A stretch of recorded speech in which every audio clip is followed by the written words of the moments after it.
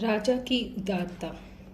राजा विक्रमादित्य अपने साहस के साथ साथ अपनी बुद्धिमत्ता के लिए भी जाने जाते थे। अपने राज्य के सभी भागों से वे अक्सर वाद विवाद तथा परामर्श के लिए विद्वानों को निमंत्रित किया करते थे। इस तरह की सभाओं में होने वाले विचार विमर्श से उन्होंने बहुत कुछ सीखा था। एक बार ऐसी ही विद्वानों की सभा में विक्रमादित्य ने विष्णु भगवान के महान भक्त और सहायक शेषनाग के विषय में जाना। सभा में बातचीत के मध्य विक्रमादित्य को पता लगा कि शेषनाग से मिलना स्वयं भगवान विष्णु से मिलने के समान है। राजा बैकुंठ जाकर शेषनाग से मिलने को उत्सुक हो उठे। विक्रमादित्य ने अपने बेतालों को बुलाकर उन्हें शेषनाग के पास ले चलने के लिए कहा। बेतालों ने तुरंत उनकी आज्ञा का पालन किया और राजा को शेषनाग के पास ले गए। अपने द्वार पर विक्रमादित्य को आया देखकर शेषनाग स्वयं उनका स्वागत करने द्वार पर आए। उन्होंने कहा, हे विक्रमादित्य, कितना सुखद आश्चर्य है। मैंने तुम्हारे और तुम्हारे राज्य के विषय में बहुत कुछ सुन रखा है। तुम्हारे पराक्रम और बुद्धिमत्ता के विषय में सुना है। तुम्हारा राज्य अत्यंत समृद्धशाली है और तुम इंद्र के प्रिय हो। अपने विषय में शेषनाग की कही गई बातों को सुनकर विक्रमादित्य अचंभित थे। अपनी प्रसिद्धि के विषय में जानकर वे भावविह्वल हो उठे। शेषनाग ने अपने अतिथि का सत्कार किया। उन्होंने विक्रमादित्य से कुछ दिनों तक वहीं रुककर शहर देखने का आग्रह किया। विक्रमादित्य उनका आतिथ्य स्वीकार कर कुछ दिन वहीं रुक गए। कई दिनों तक वे शेषनाग के शहर में भ्रमण करते रहे। एक दिन वापस लौटने की अनुमति देने वे शेषनाग के पास गए। शेषनाग ने कहा, विक्रमादित्य, तुम्हारा यहाँ आना मेरे लिए अत्यंत गौरव की बात है, किंतु मैं तुम्हें अब खाली हाथ वापस नहीं जाने दूंगा। यह कहकर शेषनाग ने राजा को 4 रत्न दिए।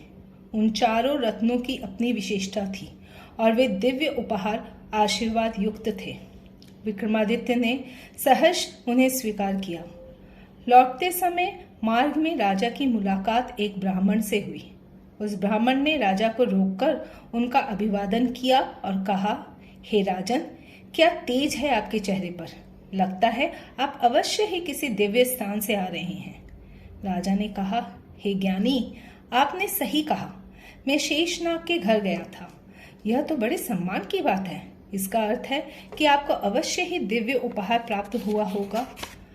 जी, आपका अनुमान सही है। अपने रत्नों में से एक रत्न आपको देने में मुझे प्रसन्नता होगी। ब्राह्मण ने प्रसन्न स्वभाव से कहा, हे राजन, यह मेरा सौभाग्य होगा। राजा ने वे चारों रत्न ब्राह्मण को दिखाकर उनकी विशेषता बतानी शुरू की। धन की कामना करने पर यह पीला वाला रत्न धन देता है। लाल रत्न वस्त्र और आभूषण प्रदान करता है। हाथी, घोड़ा, रथ, पालकी जो भी चाहो यह नीला रत्न देता है। और ज्ञान तथा धार्मिक योग्यता की कामना को यह हरा रत्न पूर्ण करता है। राजा ने पुनः कहा, आप इनमें से एक अपनी आवश्यकता अनुसार चुन ले। राजा का प्रस्ताव सुनकर ब्राह्मण चकरा गया। अतः उसने कहा, हे राजन, मैं निर्णय कर पाने में असमर्थ हूँ। अपने परिवार से चर्चा करने के लिए क्या आप मुझे कुछ समय दे सकते हैं। राजा ने अपनी सहमति दे दी। ब्राह्मण अपने घर गया। उसने परिवार के लोगों को विस्तार से सारी बातें बताईं। बड़े पुत्र ने कहा, पिताजी, हम लोग गरीब हैं। पीला वाला रत्न प्राप्त करने से हमारी सभी समस्याओं का समाधान हो जाएगा। दूसरे पुत्र ने कहा, पिताजी, मेरी सलाह है कि आप लाल रत्न लें। वस्त्र की तो हमें आवश्यकता है ही। यदि आभूषण भी मिल जाए तो समय पड़ने पर हम उसे धन में बदल सकते हैं। ब्राह्मण की पत्नी ने सुझाया, मेरे विचार में नीला वाला रत्न हमें समाज में प्रतिष्ठित स्थान दिलाएगा। अपना हाथी, रथ और पालकी की जरा कल्पना तो करो। अंततः ब्राह्मण ने कहा, मैं समझता हूँ कि ज्ञान और धार्मिक योग्यता हमें सदा प्रतिष्ठा प्रदान करेगी, इसलिए मुझे हरा रत्न लेना चाहिए। अगले दिन ब्राह्मण राजा विक्रमादित्य से मिलने गया। उसने कहा, हे राजन, मैं अभी भी उलझन में हूँ। परिवार के सभी सदस्यों ने अलग अलग रत्नों का सुझाव दिया।